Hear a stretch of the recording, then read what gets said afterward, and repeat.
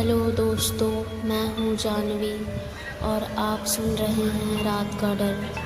आज हम लेकर आए हैं मीरा की कहानी का दूसरा पार्ट, श्रापित हवेली, जहाँ से कहानी और भी खौफनाक हो जाती है।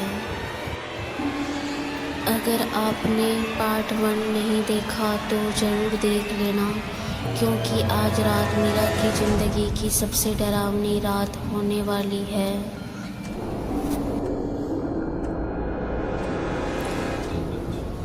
पार्ट 1 के लास्ट में हमने देखा मीरा साए को देखकर डर के मारे बेहोश हो जाती है। अब इसके आगे की कहानी।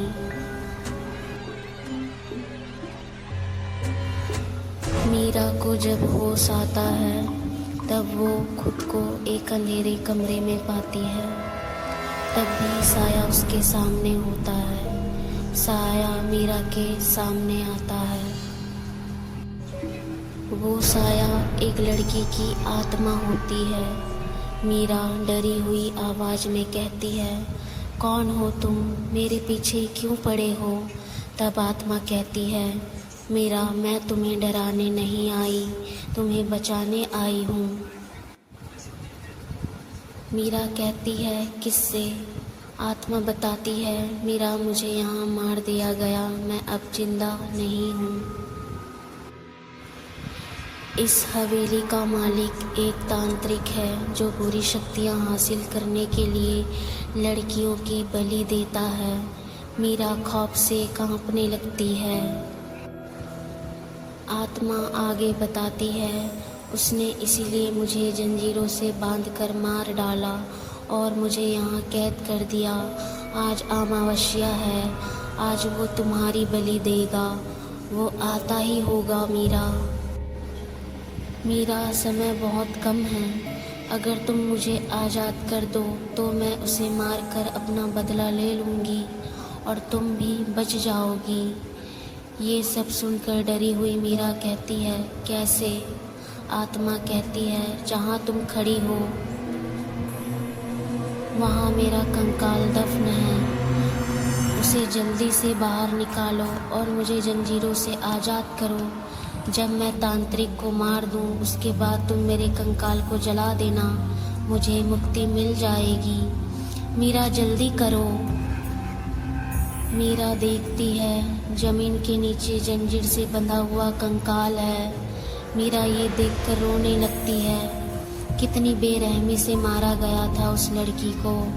हवेली का मालिक, जो कि तांत्रिक होता है, कमरे के दरवाजे के पास पहुंच जाता है।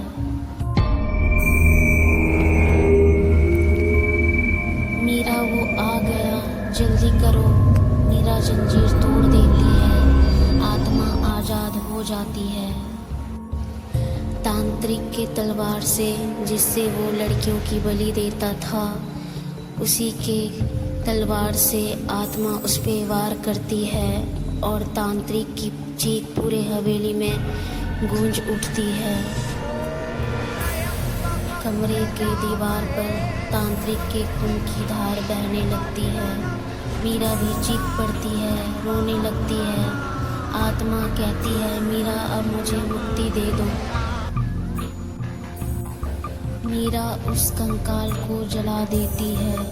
आत्मा मुस्कुराते हुए मीरा को थैंक यू कहती है और धुआं बनकर उड़ जाती है।